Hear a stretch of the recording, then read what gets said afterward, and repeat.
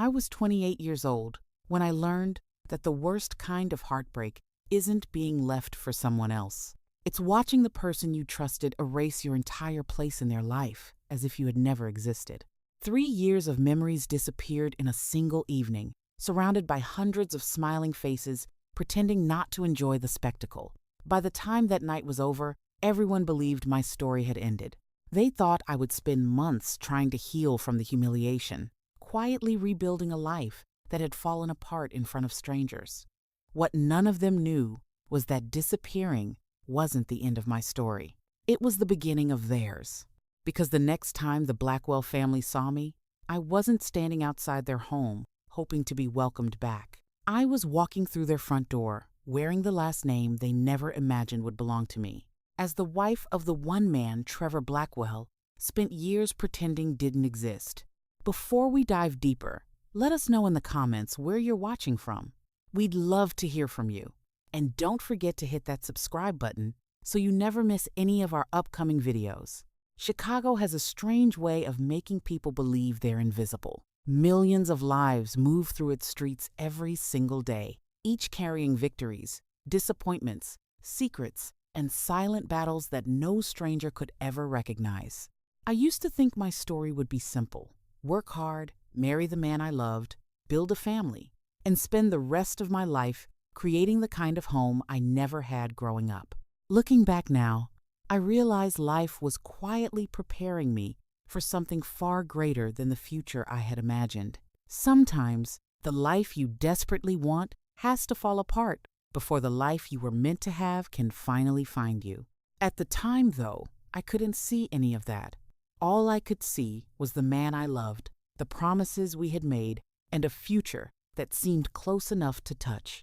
My name is Grace Donovan. I grew up in a quiet neighborhood on the north side of Chicago, raised by a single mother who believed that character was worth more than money, and integrity was something no amount of success could ever replace. We didn't have much, but we always had enough. My mother worked double shifts as a nurse for nearly 20 years, and somehow she still found the energy to attend every school event, every birthday, and every milestone in my life. She taught me that love wasn't measured by expensive gifts or grand speeches. It was measured by consistency, by showing up, by choosing the people you love over and over again, even when life becomes difficult. Those lessons shaped every decision I made as an adult. They also became the reason I ignored warning signs that someone else would have recognized much sooner. By the time I turned 28, I had built a career that made my mother proud. I worked as an interior architect, helping transform outdated buildings into warm, inviting spaces where families could begin new chapters of their lives. There was something deeply satisfying about taking something broken and making it beautiful again. Friends often joked that if anyone could see potential where everyone else saw failure, it was me. I laughed every time they said it, never realizing that the same gift would become my greatest weakness. Because when Trevor Blackwell entered my life, I didn't fall in love with the man he truly was. I fell in love with the man I believed he could become. Trevor and I met during a charity fundraiser for children's hospitals. Neither of us wanted to be there. I had volunteered because one of my clients sponsored the event, and Trevor had attended because his family's company had donated a substantial amount of money. We ended up standing beside the same dessert table after nearly everyone had gathered around the stage for the evening's presentation. It started with a joke about overpriced pastries and ended with a 2-hour conversation that made the crowded ballroom disappear. Trevor had a confidence that drew people toward him without much effort. He listened carefully, remembered small details, and somehow made every conversation feel personal. Looking back, I understand that charm and sincerity aren't always the same thing. At the time, however, I couldn't tell the difference. The Blackwell name carried influence throughout Chicago. Their company had interests in real estate, finance, hospitality, and technology. Newspapers frequently described the family as one of the city's most powerful business dynasties, and Trevor, the younger son, seemed perfectly comfortable living inside that spotlight. None of it impressed me very much. What impressed me was the way he insisted on driving across town after work just to surprise me with coffee during long design meetings. He remembered my mother's birthday without being reminded. He learned which flowers made me smile and which songs I quietly sang while working late in the office. Those little moments slowly convinced me that beneath the polished image of a successful businessman was a man who genuinely wanted to build a life with me. 3 years passed almost effortlessly. Somewhere along the way, our lives became intertwined in ways that made separating them almost impossible to imagine. We celebrated promotions together, mourned losses together, planned vacations, discussed children's names, and even toured neighborhoods where we hoped to buy our first home. Every Christmas, Trevor invited me to the Blackwell estate, a breathtaking mansion that overlooked Lake Michigan. His parents welcomed me warmly. His mother, Eleanor Blackwell, often introduced me as the daughter she never had, while his father, Richard Blackwell, admired my work ethic and quietly hinted that wedding bells couldn't be too far away. Friends stopped asking whether Trevor would propose. Instead, they began asking when. There was, however, one member of the Blackwell family I never met. His name was Alexander Blackwell. Whenever I asked about Trevor's older brother, the atmosphere inside the room changed almost instantly. Conversation shifted. Smiles became forced. Eleanor usually found an excuse to refill someone's glass, while Richard redirected everyone's attention to business or politics. Trevor always brushed the subject aside with an almost rehearsed answer. According to him, Alexander had abandoned the family years earlier after refusing to follow his father's vision for the company. He walked away from the Blackwell fortune, built his own investment empire, and completely cut ties with everyone. Trevor described him as brilliant but impossible, successful but cold, ambitious but unwilling to forgive. Eventually, I stopped asking. Every family has painful chapters they prefer to leave unopened, and I respected that.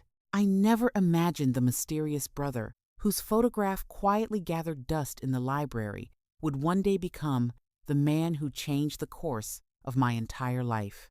If I could go back, I think the first warning came almost a year before everything fell apart.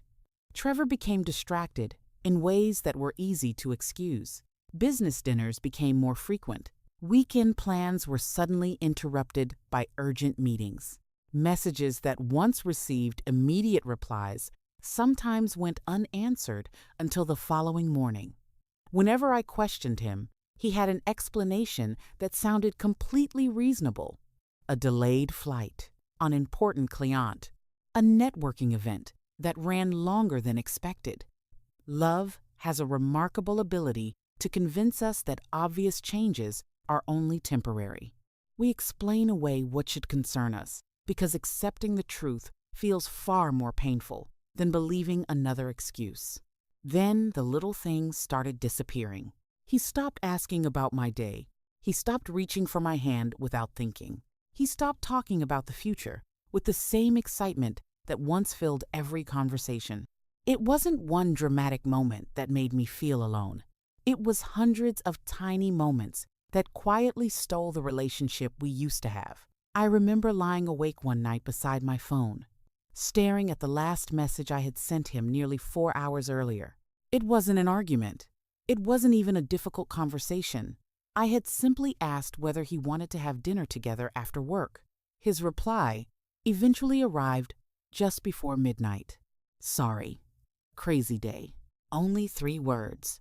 3 words from a man who once wrote me handwritten letters simply because he missed me during his lunch break. Deep inside, I knew something had changed. I just wasn't ready to admit what it was. Sometimes the heart recognizes the truth long before the mind is willing to accept it. And sometimes, the people who promise they'll never embarrass you become the very people who leave the deepest scars. Part 2. The strange thing about betrayal is that it rarely begins on the day your heart gets broken. It begins weeks, sometimes months, before the truth finally catches up with you. Looking back, I could trace every unanswered phone call, Every canceled dinner, every distracted smile, and every promise that quietly disappeared. At the time, I convinced myself I was overthinking everything. Trevor had always been ambitious. His responsibilities at Blackwell Properties had grown significantly over the previous year, and I wanted to be the kind of partner who understood the pressure that came with success. I told myself relationships had seasons. Some were easier than others. If I remained patient, things would return to the way they had always been. I had no idea that while I was trying to protect what we had built together, Trevor had already begun building a future that didn't include me. The most painful part wasn't that he had changed his mind. It was that he had allowed me to keep dreaming about a future he already knew would never happen. Around that time, Eleanor Blackwell invited me to lunch at the family's country club, something she did every few months. She had always treated me with warmth that felt genuine. And over the years, our relationship had grown into something much deeper than simple politeness. She asked about my work, my mother, and whether Trevor had finally started talking seriously about setting a wedding date. I laughed and admitted he had become unusually busy lately, though I was sure things would settle down soon. For just a moment, something changed in her expression. It lasted only a second before she smiled again, but I noticed it. It looked like concern, almost guilt. Before we left, she hugged me longer than usual and quietly told me that no matter what happened in life, I should never forget my own worth. At the time, I thought she was simply offering motherly advice. Months later, I would replay those words over and over, realizing she may have known much more than she ever allowed herself to say. A few days later, my best friend Julia called me with hesitation in her voice. Julia wasn't the type of person who enjoyed gossip. In fact, she usually avoided it whenever possible. That was why I listened carefully when she asked whether everything was still okay between Trevor and me. I assured her it was, although even I didn't sound convincing anymore. After a long silence, she admitted she had seen Trevor having dinner with another woman at an upscale restaurant downtown. She explained that nothing inappropriate had happened while she was there, but something about the way they looked at each other didn't feel professional. I thanked her for telling me, but after we hung up, I found myself defending Trevor in my own mind instead of questioning him. That's the dangerous thing about love. We often become lawyers for the people who hurt us, arguing against the evidence that sits right in front of us. The following week, Trevor surprised me with tickets to a charity gala hosted by Blackwell Properties inside the Grand Monarch Hotel, one of the most luxurious venues in Chicago. The invitation instantly erased weeks of doubt. Maybe I had been wrong. Maybe work really had consumed his attention, and this evening was his way of making things right again. We even spent an afternoon shopping together for my dress. Trevor insisted on choosing it himself, settling on an elegant emerald green gown that he said matched my eyes perfectly. As he smiled at me in the fitting room mirror, I felt ashamed for ever questioning his loyalty. I apologized for being distant lately, and he simply kissed my forehead before telling me everything would be okay. Those words stayed with me because they were the last comforting words he ever spoke to me. The night of the gala arrived, with all the elegance one would expect from the Blackwell family. Luxury cars lined the entrance as photographers welcomed politicians, celebrities, executives, and philanthropists beneath shimmering lights that reflected against the glass walls of the hotel. Every crystal chandelier illuminated the ballroom with a warm golden glow, while a live orchestra filled the air with soft music that made the evening feel almost magical. I remember standing outside the entrance for a moment, smoothing the wrinkles from my dress and smiling to myself. Somewhere inside that ballroom was the man I believed would soon become my husband. I imagined us laughing with his parents, meeting business associates, and ending the evening talking about wedding plans during the drive home. If someone had stopped me at that very moment and warned me to turn around, I probably wouldn't have listened. Happiness has a way of making us deaf to danger.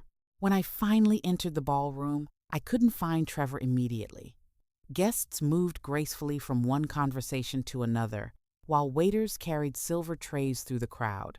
I smiled politely at familiar faces and accepted congratulations from people who assumed an engagement announcement was only a matter of time. Several executives even joked that they were already waiting for their wedding invitations. I laughed with them, completely unaware that many of those same people would soon witness one of the most humiliating moments of my life. Then, across the ballroom, I saw Trevor. At first, relief washed over me. Then, confusion. Then, something much heavier.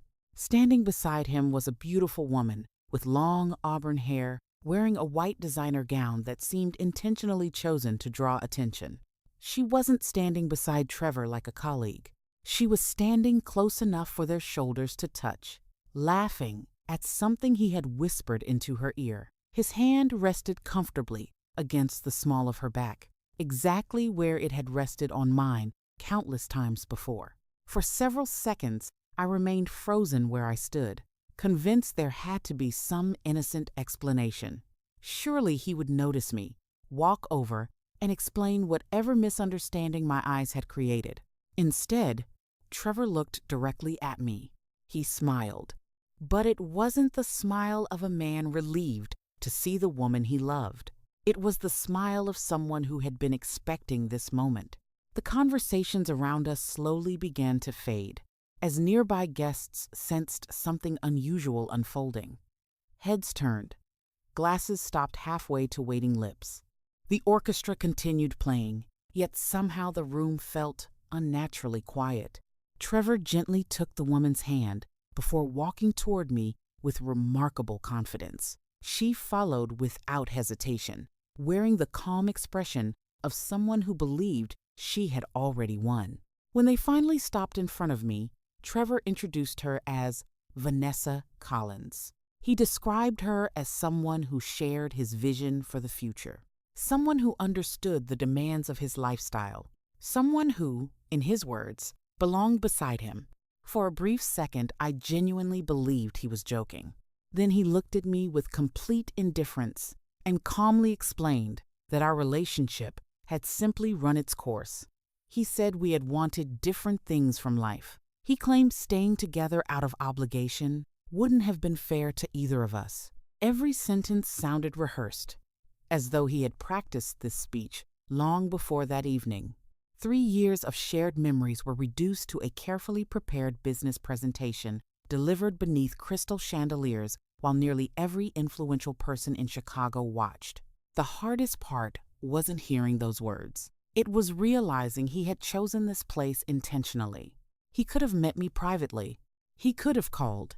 He could have shown enough respect for the years we shared to end things with basic human decency. Instead, he chose an audience. He wanted witnesses. He wanted everyone in that ballroom to see him move forward while leaving me standing behind. For several endless seconds, no one spoke. Even Vanessa seemed slightly uncomfortable with the silence that followed. I looked around the room and saw familiar faces avoiding eye contact. Some appeared embarrassed. Others simply stared, unsure whether they should intervene or pretend nothing unusual was happening. Near the back of the ballroom, I noticed Eleanor Blackwell standing beside her husband. Tears had already formed in her eyes. Richard Blackwell's jaw tightened, as though he wanted to say something but couldn't. They looked less like parents celebrating their son's new beginning and more like two people watching a terrible mistake unfold right in front of them. I expected my legs to give out beneath me. I expected tears. I expected anger. Instead, something inside me became strangely calm. Without saying a single word, I slipped the delicate engagement bracelet Trevor had given me during our second anniversary from my wrist. I gently placed it into his hand and looked at him one final time, not with hatred, not even with disappointment, just with the quiet expression of someone who had finally accepted that the person standing before her was never the man she believed she loved. Then I turned around and walked away. No shouting, no accusations, no desperate attempt to make him change his mind. Every step toward the ballroom doors felt heavier than the last, but I refused to let anyone see me fall apart. My dignity was the only thing Trevor hadn't managed to take from me, and I intended to leave with it intact. The moment the hotel doors closed behind me, the cool night air struck my face, and the strength I had been holding together shattered. Tears blurred the city lights as I reached my car, struggling to breathe through the weight pressing against my chest. For nearly 20 minutes, I sat behind the steering wheel without starting the engine, wondering how 3 years of love could disappear in less than 10 minutes. By sunrise, I had made a decision. I wasn't going to call Trevor. I wasn't going to ask for explanations. I wasn't going to fight for someone who had already chosen to let me go. Instead, I quietly packed my apartment, requested an extended leave from work, switched off my phone, and disappeared from every place the Blackwell family would think to look. Months later, Trevor would convince himself that I had run away because I couldn't bear the humiliation. He couldn't have been more wrong, because while the Blackwell family believed I was trying to forget them, fate was quietly arranging a meeting with the one Blackwell they never expected me to find. For the first 2 weeks after leaving Chicago, I barely recognized the person staring back at me in the mirror. Sleep became something that happened in short, restless moments instead of peaceful nights. Food lost its taste. Music reminded me of memories I wanted desperately to forget. Every notification on my phone felt like it might be Trevor calling to explain everything, even though a part of me already knew no explanation could erase what he had done. Eventually, I stopped checking my phone altogether. I answered only my mother's calls and ignored everyone else. My social media accounts disappeared overnight. My apartment lease ended quietly. Even my coworkers believed I had accepted a temporary design project outside the city. In reality, I wasn't running from Chicago. I was trying to remember who Grace Donovan had been before she built her entire future around a man who had never intended to protect it. My mother never pressured me to talk about what happened. She simply opened the front door of her small home, hugged me tightly, and reminded me that I would always have a place there, no matter how old I became. Sometimes the people who love us most understand that healing begins with silence rather than advice. We spent quiet evenings cooking dinner together, watching old movies, and sitting on the back porch as the sun disappeared behind the neighborhood rooftops. Little by little, the heavy weight inside my chest began to loosen. I started sketching again, something I hadn't done for nearly a year. Designing spaces had always been more than a career to me. It was how I made sense of the world. Every drawing reminded me that broken things could still become beautiful if someone cared enough to rebuild them. About 3 months later, an unexpected opportunity arrived through one of my former clients.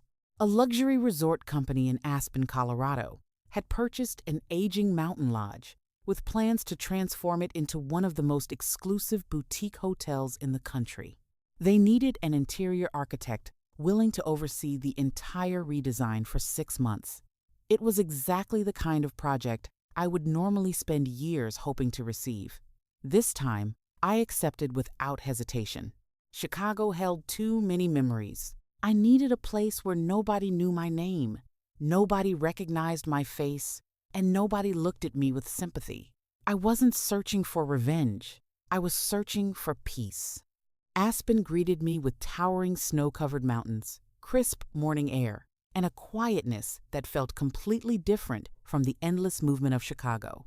Every sunrise painted the peaks with shades of gold and orange, making the entire valley feel almost unreal. The old lodge sat high above the town, surrounded by towering pine trees and breathtaking views that stretched for miles. Although the building needed extensive work, I immediately saw what it could become. For the first time in months, my mind focused on something other than heartbreak. I worked long hours reviewing blueprints, selecting materials, and meeting contractors who slowly transformed forgotten rooms into elegant suites. Day after day, my confidence began returning, not because someone repaired my broken heart, but because I finally remembered I had always been capable of rebuilding my own life. One snowy afternoon, While reviewing renovation plans inside the unfinished grand lobby, I noticed a man standing quietly near one of the large windows overlooking the mountains.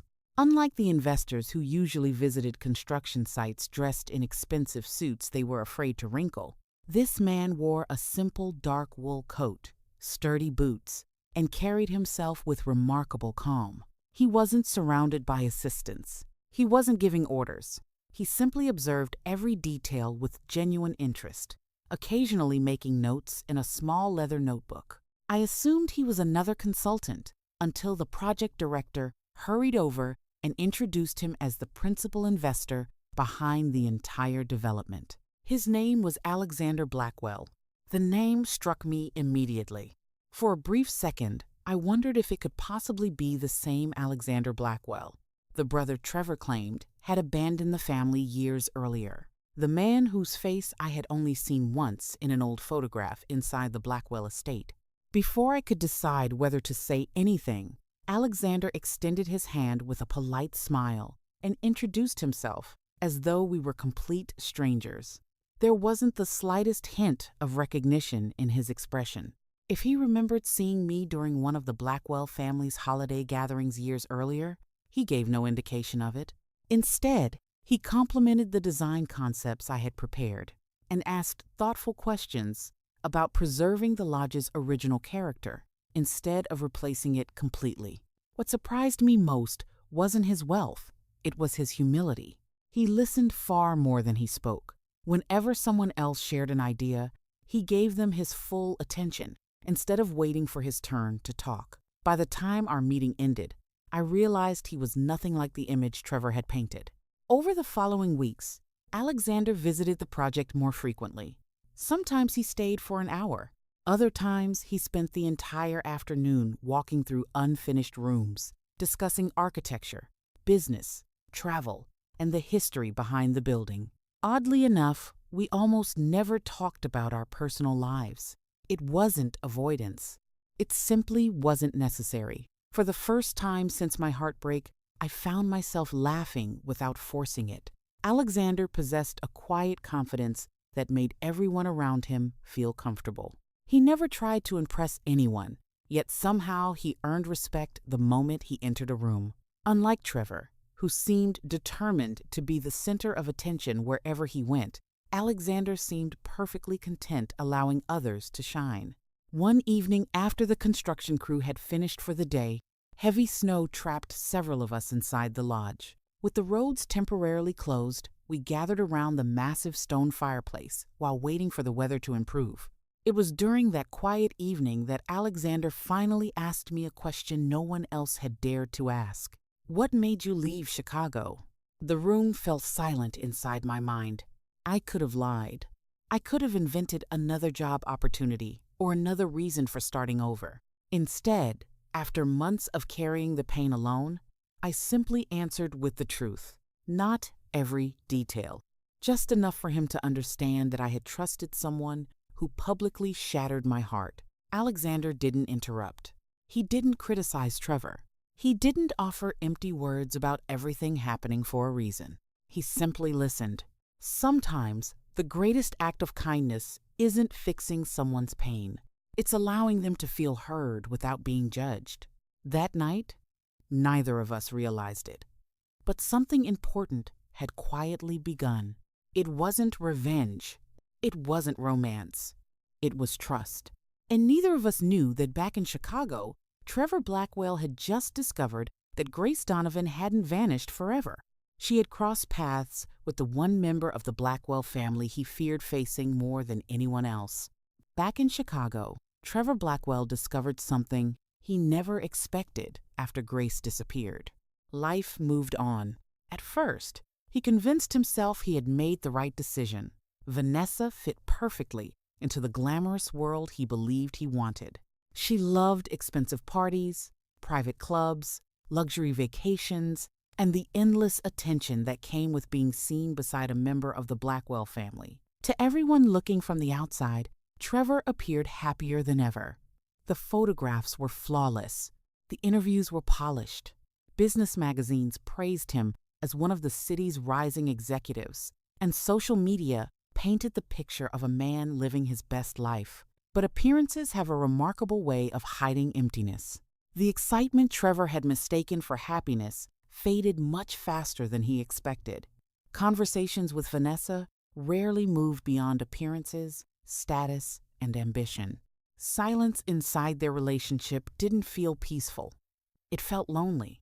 For the first time in years, Trevor found himself remembering the quiet evenings he once considered ordinary. Grace's laughter while cooking dinner, the handwritten notes she sometimes left inside his briefcase, the way she celebrated his smallest victories without expecting anything in return.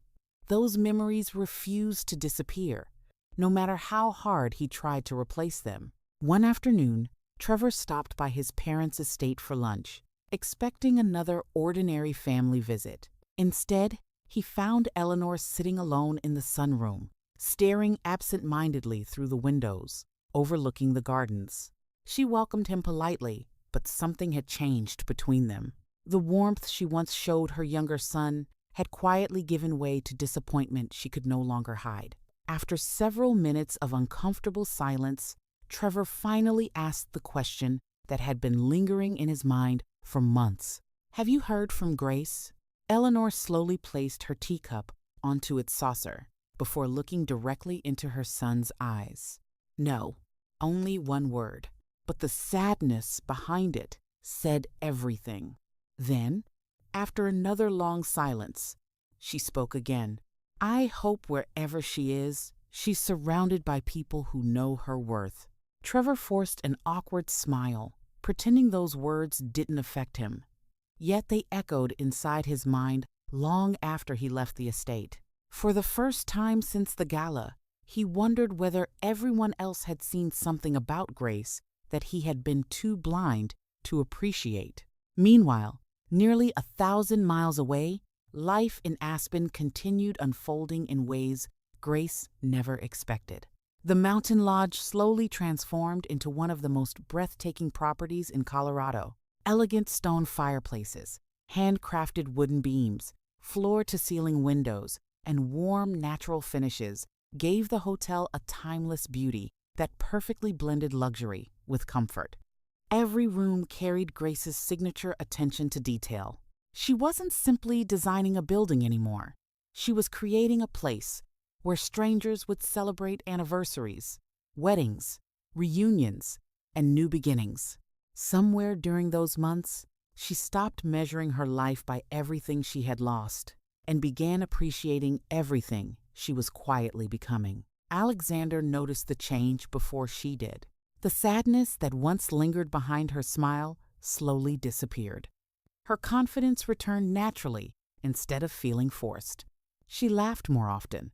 She challenged his ideas during design meetings. She even began teasing him whenever he became too focused on work to remember lunch.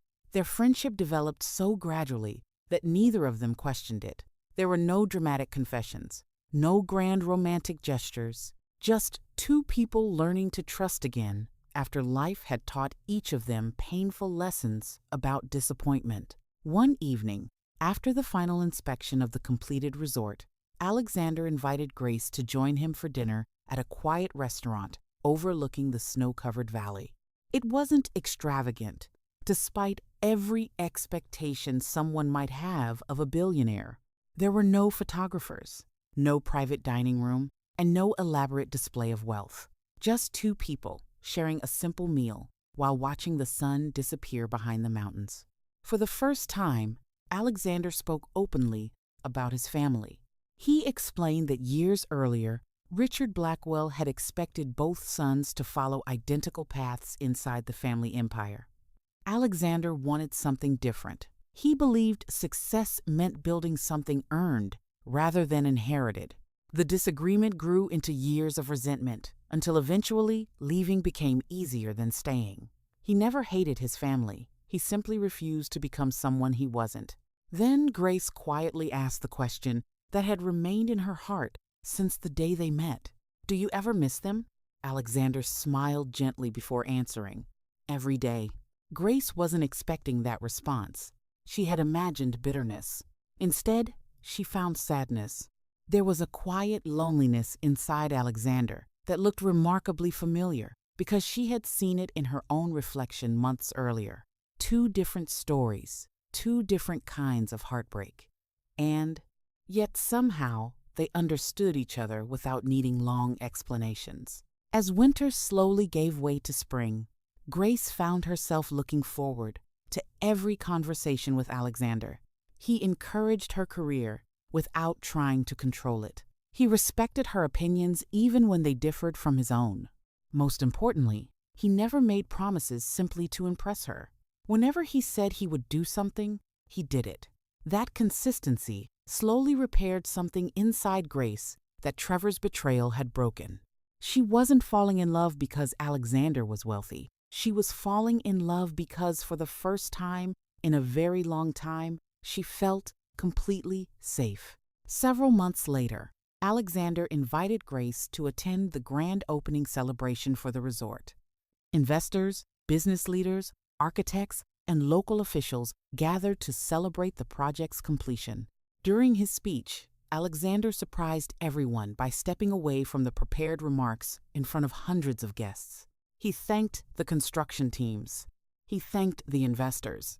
Then he turned toward Grace. He told everyone that while buildings are created from steel, glass, and concrete, homes are created by people who understand how others deserve to feel inside them. He said the resort would never have become what it was without the woman whose vision had transformed every empty room into something unforgettable.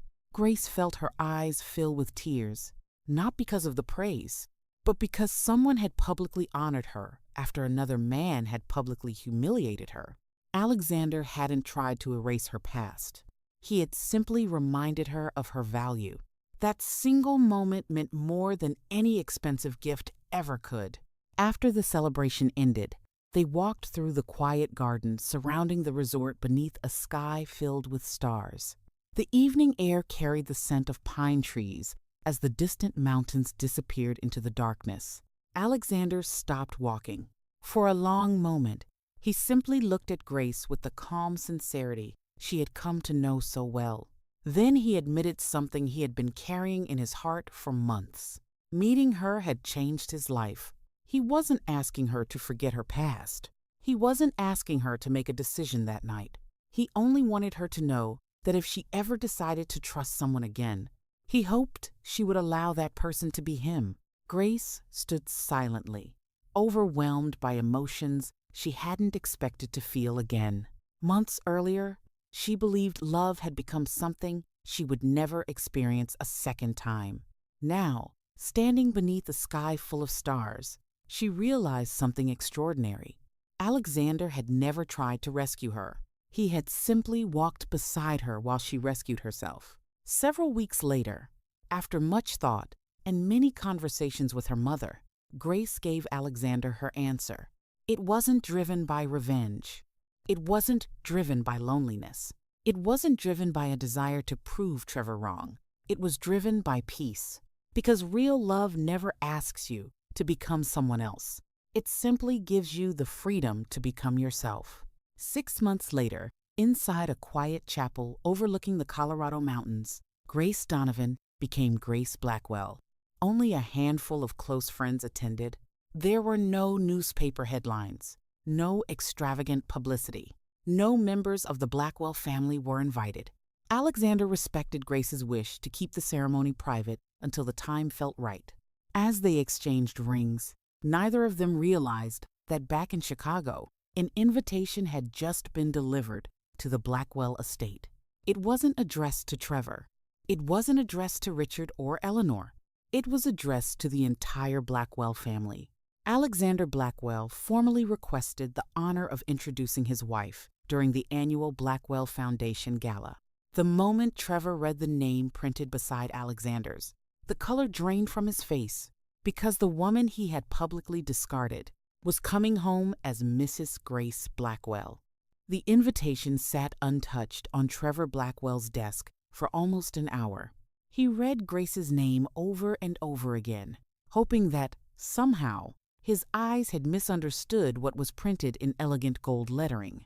Alexander Blackwell and Mrs. Grace Blackwell request the pleasure of your company at the annual Blackwell Foundation Gala. It couldn't be true. Grace had disappeared without leaving a trace. Alexander hadn't spoken to the family in years. The idea that those two lives had somehow crossed paths seemed impossible. Yet there it was, written in ink that refused to change no matter how many times Trevor looked at it. For the first time in his life, he felt something he had spent years believing only happened to other people. He felt genuine fear. Not fear of losing his reputation, not fear of what people might say, fear of facing the woman whose heart he had broken and discovering she no longer needed him. That realization hurt far more than he ever expected. News of Alexander's return spread through the Blackwell family within days.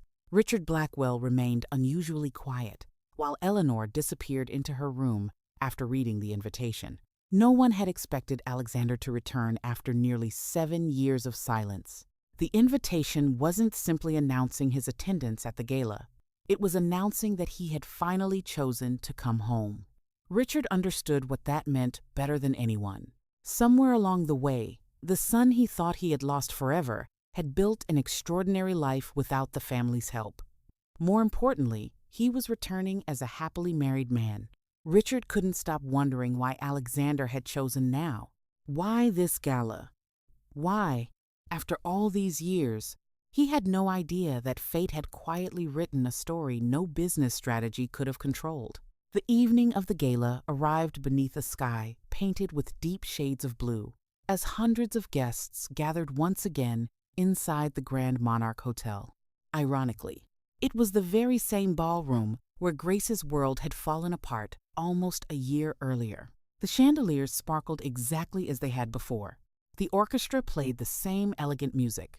Even the polished marble floor reflected the warm golden lights in exactly the same way.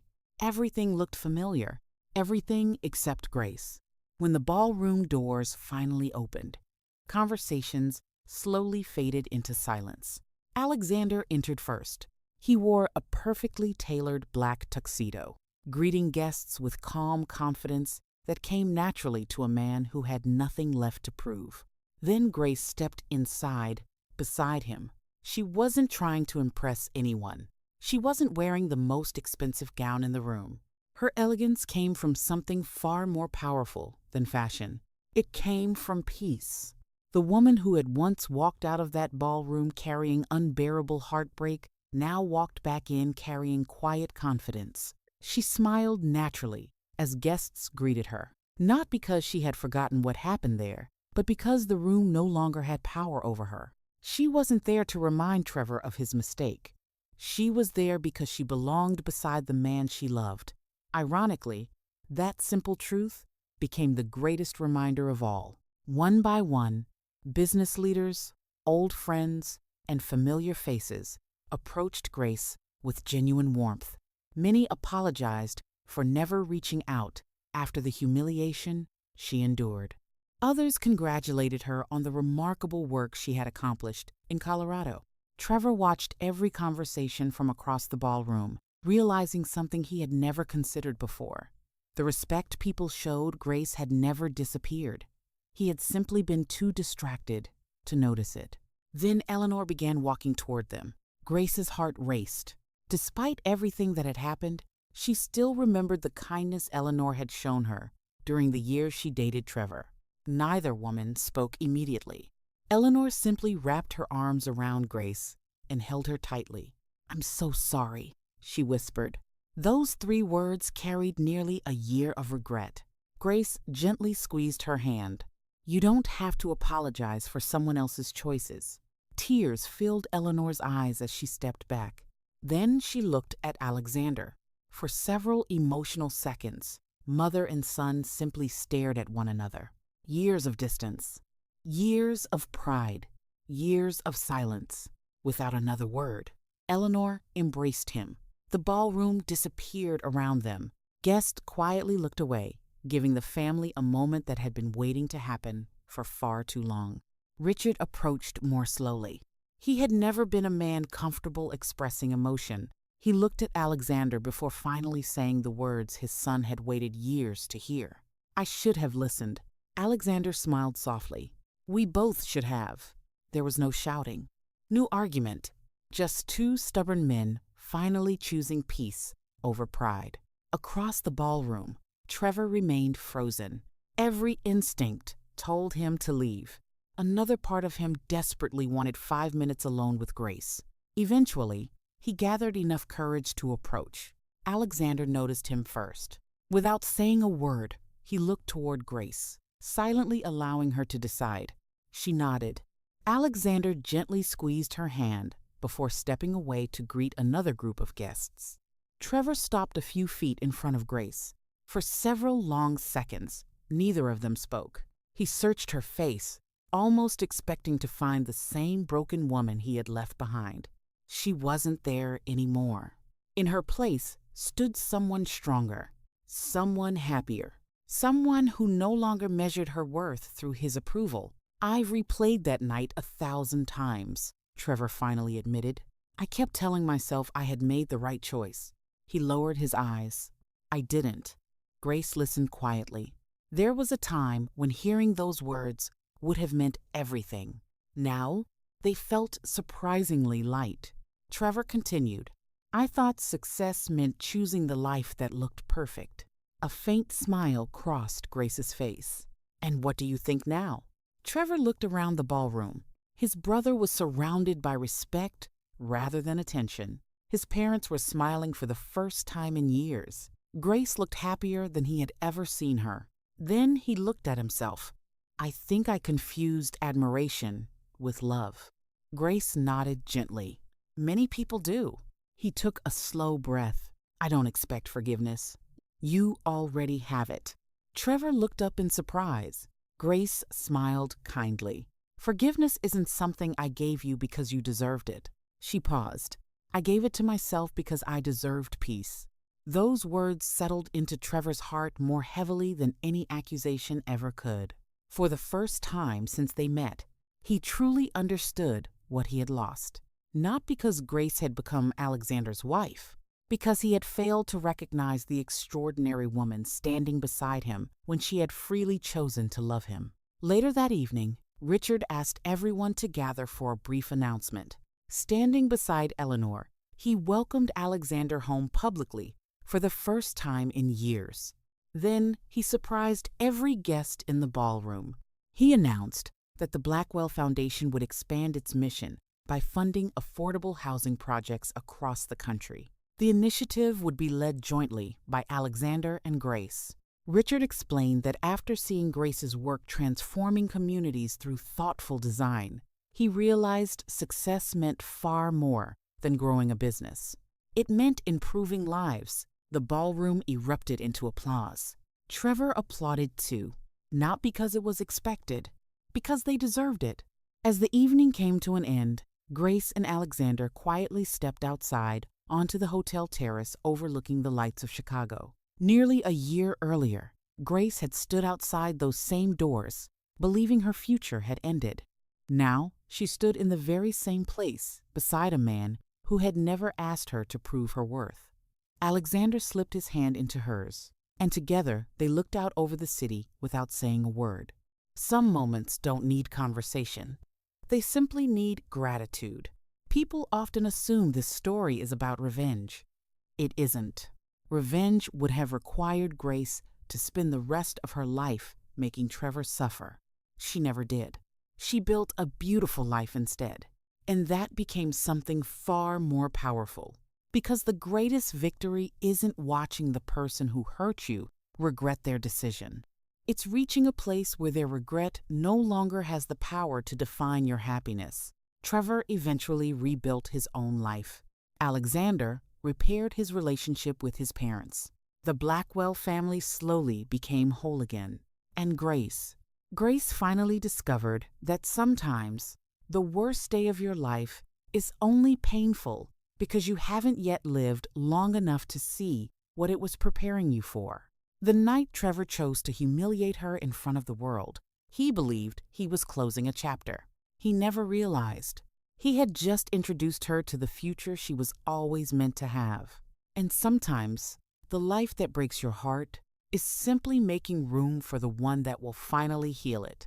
If this story touched your heart, take a moment to share your thoughts in the comments. Do you think Trevor truly loved Grace and realized it too late? Or do you believe he only wanted her back because someone else recognized her worth? We genuinely love to hear your perspective. If you enjoyed this story, don't forget to like this video, subscribe to the channel, and turn on the notification bell so you never miss our next emotional storytelling journey. Thank you for watching, and until next time, remember this: the people who truly deserve your love will never make you question your worth. Take care, and we'll see you in the next story.